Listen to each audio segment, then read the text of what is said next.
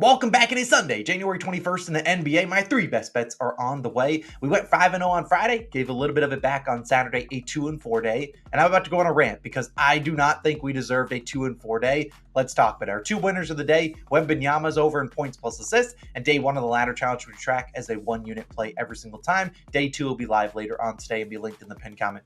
Let me go on a rant here because I think the only other play on the slate yesterday that was unluckier than some of our picks was Giannis's over in points, and he missed 11 free throws. But right next to him, RJ Barrett. What the hell was that, man? We ended on the hook. He ended with 20 points. Now I'd be like, all right, fine, that's RJ. 3 for 9 from the free throw line. He missed 5 of his last 6 free throws. I don't know what to do there. Tyus Jones is over in points plus assists. He had 10 in the first quarter. Looked great. Went to the half with 10. Didn't play a ton of minutes. And he was at 19 for the last 3 or 4 minutes of the fourth quarter. He missed several layups. He actually had a couple assist opportunities. Those guys bricked him. Painful. Then we had Emmanuel Quickly's over in PRAs. If you look at the box score, 24, he had 24 PRAs with about 6 minutes to go in the third. They got blown out, but I really still think he should have went over. And then the final bet was Chet Holmgren, over 19.5 points plus assists. Chet was very close himself to ending on the hook. He ended with 17, I believe. Only shot 8 times, didn't shoot a lot. Very weird that he didn't shoot a lot back in Minneapolis, but whatever. I mean, if you took all of our picks down a couple lines, you swept the board. That was just one of those days. The books were sharp, and man, we got on the bad end of a lot of bad luck, bad beats. I mean, there was nothing I could do yesterday. I mean, I felt like we had almost every single one of our reads was good. It's one of those days where we're going to get unlucky. And like I said, it's going to even itself out throughout the remainder of the season. So I'm not going to complain a ton. Although if you're watching this video, like, Austin, you just complained for about a minute. Yeah, you're not wrong about that. But man, that was just a bad beat of a day. And it hurts to go 5-0 and then have some really, really brutal breaks yesterday. Because I really feel like yesterday should have been at least a 4-2 day. But either way, let's dive into today's slate of picks. We got 3 of them coming on today. Now, there are a bunch of other picks videos that we already dropped. We had 2 videos for the NFL, both dropped last night. First game, Bucks-Lions. That video is already live. Also, second game, Chiefs-Bills, both live, both linked down below. Definitely go check that out. I think we went 2-2 on the NFL. I mean, it was just a very break-even day for the NFL, but I'm feeling really confident. We have our Lions same-game parlay, which I'm not sure it will be day 2 of the ladder, but heck, it probably should be because we're 7-0 on Lions same-game parlays this season. Definitely go check out those picks videos. And also, there are a couple free squares, both for Patrick Mahomes. One on Sleeper, where if you use our code COS, you'll get up to a 100% deposit match up to $500, and you'll get the Patrick Mahomes free square. And there's another one on Underdog Fantasy, same exact thing. Use our code COS or the link in the description to match your first deposit, just only up to $100. So Sleeper, a little bit better of an offer right now, but all the details down below for not only the other 2 videos, but also those free squares, all details down below. But you guys came here for NBA picks. It's Sunday. I appreciate you guys for tuning in. Normally Sundays are our least viewed NBA videos just because the NFL is normally on. But we'll start with the first guy. Is a guy that we haven't had the best track record on this season, but I love his matchup today. It's Michael Porter Jr. over 16.5 points, -110 on PointsBet. I really don't think this line deserves to be at 17.5. If it does go up there, you certainly can take it. But I think at the end of the day, this should be 16.5. He probably scores 15 points. I can guarantee you that. Will he go over to get 17? We'll see. But man, the lines have been sharp. And I was trying to find a way to take 15 points. I was going to do 15 points and 3 3-pointers. But I know in my luck, he'd make 2 threes and somehow score 10. It would make he'd score 20 points, but 2 threes. But let's talk about MPJ in a great matchup. Now, his last 4 games been playing pretty well. 20, 25, 20, and 13 points. Only shot 9 times last game, which is normally low for MPJ. That was a game against Boston, a team that over the last 10 games, Boston has allowed the second fewest catch and shoot threes. Now, if you know anything about MPJ, number 1, never seen a shot he didn't like. If the ball goes into his hands, it's probably going up. Number 2, when he gets good matchups, he normally destroys them. And today he gets a great matchup against the Wizards. Now, last 10 games, Wizards have allowed the 9th most catch and shoot threes. When you say 9th most, you're like, ooh, that's not very good. It's about 10.9. Basically, every single team in the top 10 is right around 10.9 to 11.2. The team with the most, I believe, is the Warriors at 12. The least is 7.6. So a big drop-off going down to the bottom. But not only that, they've given up a lot of catch-and-shoot threes. Wizards have also allowed the second highest three-point shooting percentage on catch-and-shoot threes at 43.8%. The highest is 43.9. You see what I mean? They're right there at the top. His last 2 games versus the Wizards, obviously they were both last year, I believe, 18 and 21 points. So has played well against the Wizards before. And we've talked about Jokic before.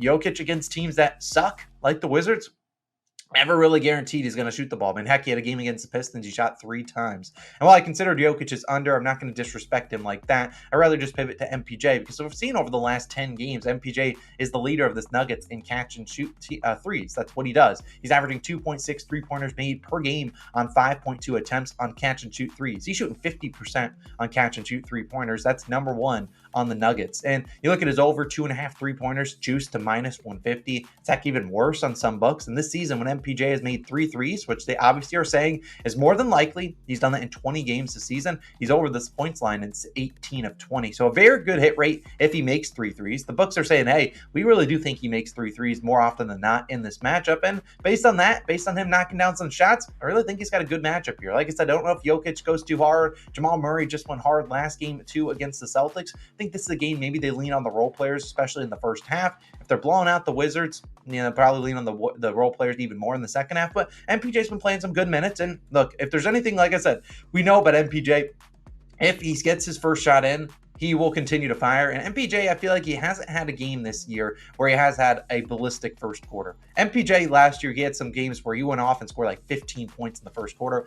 I think he's due one of those. And hopefully that happens tonight. We'll take his over 16.5 points as my first pick of the day. Now, my second pick, it's going to be a guy that we need him to be aggressive tonight. I think this bet comes down to if he's aggressive because it is the guy on the thumbnail. Jimmy Butler, over 20.5 points, minus 113 on FanDuel. I was close to taking Jimmy Butler 20-plus points. It's about minus 140. Has ended with 20 points on the dot, I believe, 3 times this year. So if that happens, I'll just be in pain. But let's talk about Jimmy Butler, who obviously returned back from injury. And he's been in and out of the lineup for pretty much the whole season long with injuries. But returned 3 games ago, and he has scored 31, 16, and 25 points.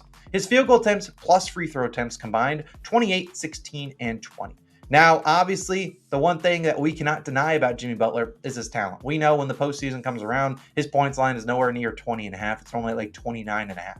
That's just because we know how good he is. But this bet largely comes down to how aggressive Jimmy Butler is, because if you look at his field goal attempts these last few games, he's shooting about 10 to 12 times, pretty efficient. Obviously, we know Jimmy Butler is capable of, 15, 16 type free throw games. He's capable of that. And I really do think this is the matchup he has to be aggressive in as he faces the Orlando Magic in Orlando. Pretty good team. Orlando could be leading in this game, and maybe that's when Jimmy Butler turns it on in the second half. But let's talk about the last 10 games. The Magic, like we talked about with the Celtics, the Magic, they've allowed the fewest catch and shoot threes in the NBA at 7.4 per game. Teams are just shooting 32% on those attempts. That's the third lowest. Jimmy Butler, we know, what does he not do? Shoot threes. He's not attempted a 3 in every game since he returned, and in 4 straight. Like, if he wants to make some threes tonight, go for it. But when I put those stats up there, I'm not saying, hey, Jimmy Butler, not a great spot for him to make some threes. We know that. But I put that out there is because I don't see a big game coming from his teammates. Most notably, Duncan Robinson. Really, I don't expect him to have a big game off the bench. Bam Adebayo historically has struggled against the Magic. Tyler Hero, he's been up and down, and a lot of people are going to be on Hero's points today. I don't hate it,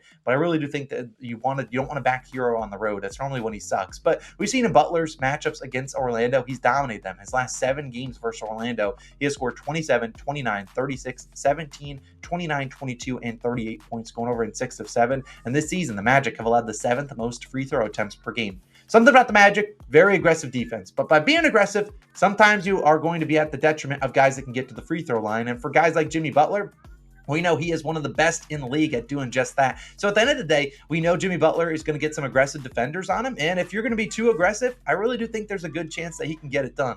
I'm curious if you can hear my cat who's meowing outside the door, which is why I'm kind of laughing. But he is going to town out there. If you can hear him, cool. But either way, I really think this is a good spot to back Jimmy Butler. I think he can get to the free throw line 12-ish times this game because the Magic, while they give up a lot of free throw attempts, have a lot of young defenders. And sometimes those young guys aren't ready for Jimmy Butler's tricks to get into the line. So I really think this is a good back spot to back Jimmy Butler. Normally, I like to live bet Butler because if he starts off slow and maybe they're slow in terms of, the Heat, if they're losing, he probably takes over a little bit more in the second half. But I don't like Hero in this matchup a ton. I don't like Adebayo. I think this is the matchup Jimmy Butler has to play aggressive in. So give me his over 20.5 points as my second pick of the day. And then my third and final pick of the day will be day 2 of the ladder challenge. I'm not going to force another pick. We're just going to go with 2 picks and play the ladder as a straight bet for 1 unit and the $20 it is at now. Obviously, wait till the ladder drops. When it drops, I will link the YouTube short down below in the pinned comment. But I'm going to wait till the FanDuel odds boost comes out because if you bet any of the odds boosts yesterday in the NFL, you know how cursed they were. You had Lamar Jackson in with 29 yards. He needed 30.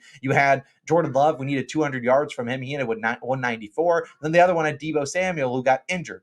Yeah, there are absolutely just jinx. So I'm going to wait till those come out, which is probably later on in the morning. But these are my three favorite picks of the day. When the latter is live, I will link it on the screen. The YouTube short obviously will be posted other places as well as in the pinned comment. And also, if you want to go check out those two NFL videos, we have the two ones for the Bucks Lions, and we have the other one for the Chiefs and Bills, both linked on the screen. Go check them out. You guys have a wonderful Sunday. I'll see you guys back on Monday with some more picks, hopefully bringing out the brooms, and I'll see you guys then. Peace.